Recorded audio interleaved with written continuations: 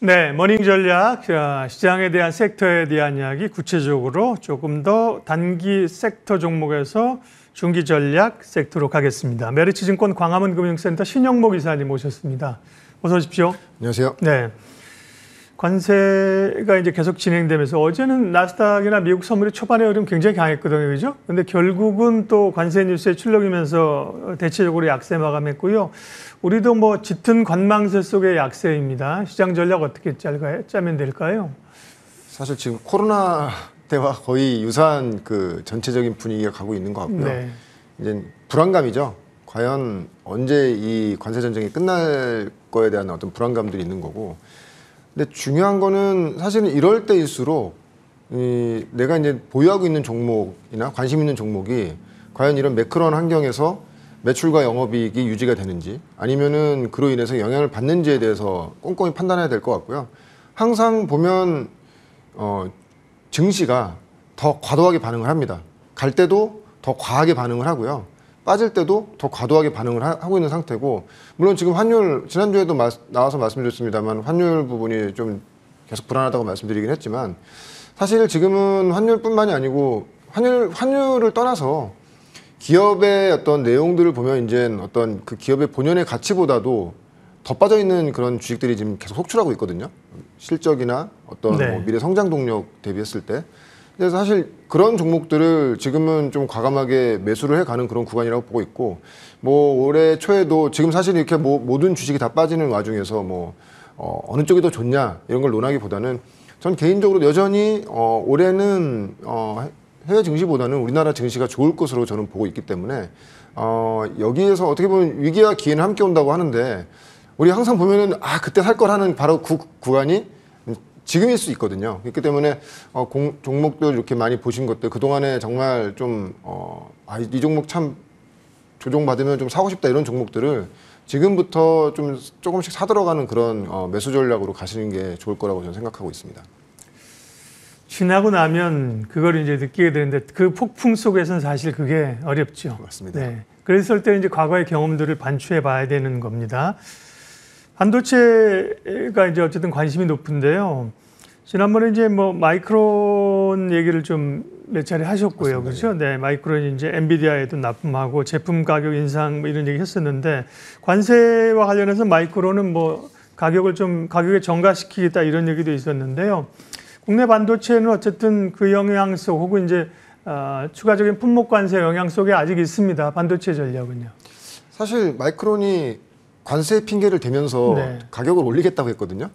근데 이게 약간은 그러니까 볼벤 소리 같은 느낌이에요. 왜냐하면 우리 그러니까 너무 지금 뭐 관세 이슈 때문에 모든 시장에 좋은 뉴스들이 다 덮였는데, 일주일 전만 하더라도 되게 중요한 뉴스 하나 나왔습니다. 삼성전자가 디램 값을 최대 5%까지 올린다고 했거든요. 그 사실 그때는 이때 관세 이슈가 이렇게 크게 터지기 전이기 때문에, 네. 즉 낸드와 디램, 레거시 낸드와 디램은 낸드 쪽은 뭐 하반기에 계속 가격 인상 될 것 같고, 디램도 이미 재고 소진돼서 삼성전자가 이제 최대 5%까지 올리겠다고 미리 선언한 상태에서 마이크론도 사실은 그 수순으로 가는 것이 당연합니다. 그러니까 이 관세 이슈가 아니고, 근데 이런 구간에서 관세 이슈가 터지면서 어떤 관세 핑계를 대는 것도 있기 때문에, 그러니까 중요한 건 사실은 본업 자체가 원래는 낸드와 디램 값이 올라가고 있는 상태에서 이제 관세 부과 때문에 핑계를 대니까 당연히 센티로는 안 좋죠. 왜냐하면 관세 이슈가 이제 기업들에게 실질적으로 영향이 오는구나라고 이제 착각할 수가 있는데, 사실 뭐 마이크론의 디램 가격 인상은 관세 이슈라기보다는 디램이 업황이 그 바닥을 찍고 좋아지고 있는 업황 전환이라고 보시는 것도 저는 하나의 어떤 투자 아이디어라고 보고 있습니다. 네. 삼성전자 실적은 생각보다 좋게 나왔어요. 맞습니다. 예. 네. 그런 것들 이제 하이닉스도 그렇고 이제 결국 이제 실적이 나올 때는 시장 분위기가 좀 좋아지면 긍정적인 요인으로 작용할 수 있는 요인이 될까요? 맞습니다. 네. 그러니까 이런 거죠. 좋을 때는 악재도 그냥 덮어버리고 맞아요. 좋게 해석을 하는데, 안 좋을 때는 아무리 좋은 얘기가 나와도 그냥 악재가 다 덮어버리는 상황이지만, 네. 결론적으로는 이게 시간이 지나고 나면 그것이 나왔던 좋은 뉴스들이 나중에는 주가에 반드시 반영이 된다. 왜냐하면 삼성전자 네. 같은 경우에는 이 정도까지 서프라이즈 나올 거라고 예상하는 그 뭐 매체라든지 증권사 별로 없었죠. 없었습니다. 예. 예. 그러니까 사실 시장만 나쁘지 않았으면 엄청 이 반도체 사이클이 되게 좋게 가는 그런 사이클이었어요. 예. 아마 삼성전자 내부적으로도 되게 기대를 많이 했을 거라고도 생각을 하거든요. 자사주도 지금 사고 있으니까. 근데 그런 것조차도 그냥 다 묻혀버린 상태지만 중요한 거는 지금 보시면 아시겠지만 지금 삼성전자 같은 경우에는 지금 모바일 사업부 이번에 굉장히 좋았지 않습니까?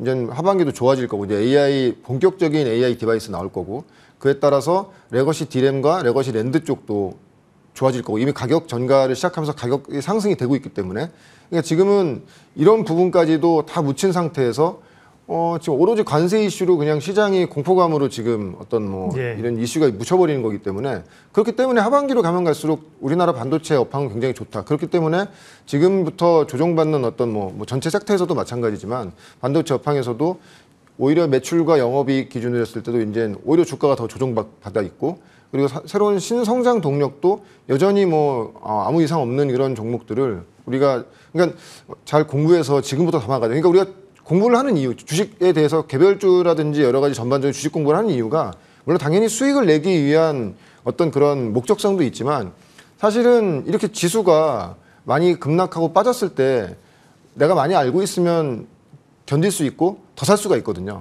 바로 이제 지금 구간이 그런 구간이 아니겠는가 이렇게 생각하고 있습니다. 네.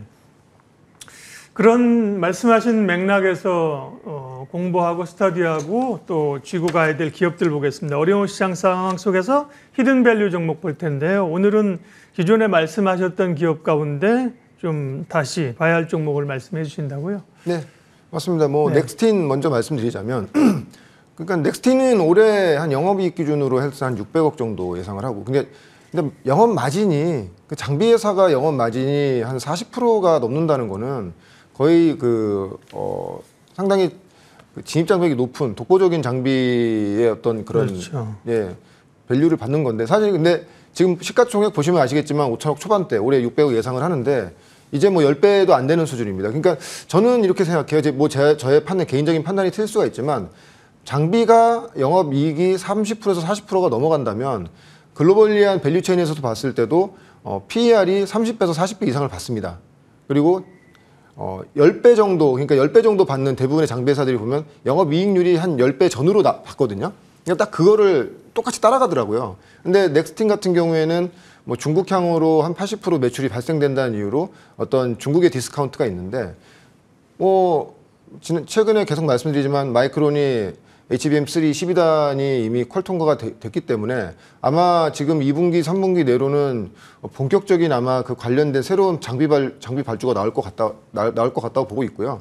그렇게 된다고 하면은 넥스틴은 기존 본업도 굉장히 좋아지는 상태에서 새로운 성장 동력이 얹혀지는. 그러니까 본업은 지금 전혀 문제가 없고 지금 왜냐하면 넥스틴의 전체 매출이 80%에서 90%가 중국에서 발생되기 때문에 사실은 장비가 중국으로 하기 때문에 관세에 전혀 이상이 없습니다. 관세에 전혀 영향을 받지 않는 거고 오히려 근데 환율 효과는 있겠죠. 환율이 올라가니까. 그러니까 그런 부분을 보면 기업 내용은 더 본업도 좋아지고 신성장 동력도 여전히 지금 기대감이 있는 상태인데 지금은 그런 건 안 보이는 거죠. 네, 맞습니다. 이게 안 보이니까. 그렇죠. 예. 그러니까 이런 구간에서 역시 우리가 이런 넥스틴 같은 종목을 모아가야 된다. 특히 넥스틴 말씀드리지만은 12단 그 OPG 검사 장비는 세계 최초로 개발됐기 때문에요. 네. 이 시장에 처음 들어간다고 하면은 아마 의미가 굉장히 남다르지 않겠는가. 그렇게 되면은 삼성전자라든지 마이크론도 이 장비를 쓸 수밖에 없기 때문에 왜냐하면 12단이 올라가면 올라갈수록 이제 HBM 가격은 점점 고가가 되고요. 거기에 따라서 수요를 높여야 되는 어떤 그 딜레마에 빠지기 때문에 네. 넥스틴 같은 장비는 상당히 성장성도 굉장히 좋다. 그래서 이런 종목들을 지금 밸류도 너무 10배 이상이면 10배 이하면은 네. 우리가 이제 지금 구간에서는 부담 없이 모아가자. 지금 그래서 보시면 넥스틴 차트 보시면 아시겠지만 웬만한 대부분의 반도체 장비 업체들요. 이렇게 보면 박스권 같은 거 이렇게 보고 이게 우리가 기술적으로 보면은 박스권 하단도 지금 다 깨져 내려가 있는 이런 상태인데 지금 주봉이나 월봉 보시면 아시겠지만 정말 단단합니다. 그냥 박스권 내에서 잘 견디고 있어요. 그렇기 때문에 그만큼 밸류로도 나오기 때문에 대기 매수세도 있는 거고요. 그래서 이런 종목들을 지금 조정 구간에서 좀 모아가는 전략으로 가자. 다시 한번 그래서 좀 다 리뷰해드렸습니다. 네. HBM이 점점 쌓는 높이가 높아가게 되면 검사가 중요하다. 검사 장비 전문 업체 넥스틴이고요. 태성 같은 경우를 예전에 말씀해 주세요. 이런 구간에서 태성이 사실 그 주목을 받으니까 착착 올라갔는데 그죠? 예. 그런 약간 그런 걸 좀 기대해도 될까요? 태성 잠깐 말씀해 주셔서 나중에 또 뭐 이렇게 한번 리뷰해드릴 시간이 있을 수 있겠지만 일단 넥스틴을 보신다고 하면은 과거의 태성과 약간 비슷한 흐름도 있어요. 왜냐하면 본업이 되게 단단해지는데 새로운 장비 매출의 수요가 있기 때문에 약간 그런 느낌이 비슷하죠. 제가 상당히 좋아하는 어떤 이런 기업의 형태를 갖고 있는데 지금이 어떻게 보면 이런 위기를 기회로 삼을 수 있는 그런 종목으로 보고 있습니다. 그러니까요. 태성이 궁금한 것보다는 그런 저희 이제 히든 밸류잖아요, 그죠? 맞습니다. 정말 가려져 있던 밸류가 부각받을 때 그렇게 스포트라이트를 받을 수 있을까, 받을 수도 있겠다 이런 생각이 들어서 여쭤본 거고요. 다음 또 종목. 한미반도체입니다. 넥스틴 목표가요?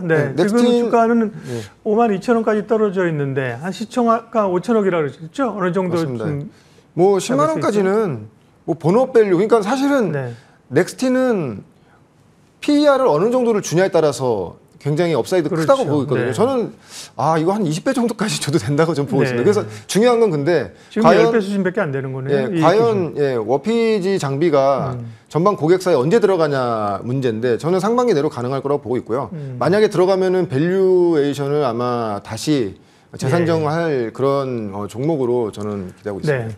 다음은 한미반도체 리뷰하실 거군요. 맞습니다. 한미반도체도 사실은 이제 이원화 이슈까지 모든 이원화가 된다는 거를 완전 가정해도 주가가 지금 다 반영됐고, 그러니까 올해 실적으로 봐도 이제 PER 밸류로 봤을 때 15배 정도 내외까지 좀 내려왔더라고요. 최근 조정으로. 근데 한미반도체 1분기 실적 보시면 아시겠지만 영업이익률 거의 50%입니다. 그리고 지금 최근에 지금 해외로 나가는 글로벌 고객사의 지금 매출도 지금 확인해 봤는데 굉장히 지금 잘 나가고 있습니다. 오히려 작년보다 더 빠르게 장비가 지금 발주가 되고 있거든요. 왜냐하면 마이크론이 12단 퀄 테스트를 통과됐기 때문에 그걸 준비하기 위해서 당연히 한미반도체 본도를 지금 발주를 넣고 있고 아마 그 공정공시가 미치지 않는 그 선에서 계속 지금 발주가 거의 뭐 일주일 단위로 나오고 있는 걸로 알고 있고요. 근데 또 한 가지 또 한미반도체 잘 모르시는 분들이 당연히 마이크론 향이면 관세 이거 맞으면 얘도 타격 있는 거 아니냐 하는데 사실 이게 어떻게 보면 이게 히든 밸류에 있는데 한미반도체 모든 지금 해외로 나가는 모든 장비는 지금 대만으로 나갑니다. 그리고 하반기에는 아마 싱가포르로 나갈 겁니다. 왜냐하면 지금 마이크론이 가장 빠르고 가장 적극적으로 증설하고 있는 곳이 마이크론 공장이 그쪽에 맞습니다. 있으니까. 그 대만에 있기 때문에 사실 관세 영향에 전혀 이상이 없고요. 하반기에도 아마 싱가포르도 마이크론이 한 10조 정도를 투자하잖아요. 거기에도 아마 장비가 들어갈 거라서 지금 미국 향으로 가는 장비가 없어요. 그렇게 된다고 하면은 마찬가지로 밸류 내려와 있고 환율 효과가 굉장히 클 거 아닙니까? 그러니까 뭐 똑같은 영업이익률 영업이익을 좀 더 영업이익 단에서는 더 많이 나올 수 있을 것 같고 특히 이제 2분기부터가 아마 더 발주가 더 빠르게 나오고 있는 상태이기 때문에 그러면은 2분기도 1분기보다 QOQ 대비했을 때 매출 더 늘어날 것 같고요. 아마 4월 이번 달에 되게 중요한 이벤트가 있죠. 저는 나올 거라고 보고 있는데 SK 하이닉스에서 기존의 TC 본도 장비 발주를 이제 얼만큼 줄 것이냐, 하나와 한미 중에 얼만큼 줄 것이냐가 굉장히 초미의 관심사인데 사실 이제 그 이슈조차도 이미 주가에 다 녹아 있는 상태라고 저는 보고 있습니다. 한미가 뭐 장비를 덜 받는다고 해도 이미 그 밸류에이션으로 봤을 때는 이미 지난 시간에도 말씀드렸지만 1분기에는 지금 90%의 매출이 해외 고객사로 지금 나가고 있는 상태이기 때문에 어떻게 보면은 이원화가 한미 반도체는 지금 매끄럽게 아직 이원화가 된다 안 된다는 우리가 좀 더 이번 달에 어떤 흐름을 봐야겠지만 주가는 미리 다 선조정 받았다는 것이죠. 그래서 한미 반도체도 지금 정도 구간이면 오히려 2분기 실적 기대감이라든지 그리고 하반기에 어떤 더 좋아지는 어떤 영업 환경으로 봤을 때는 반대로 이런 거죠. 여기서 하이닉스의 발주가 한미 쪽에 여전히 좀 더 많이 들어오게 된다고 하면은 그거에 따른 어떤 쇼크버링 같은 것도 많이 붙을 수가 있고요. 주가는 6만 원 밑으로 내려와 있는데요. 맞습니다.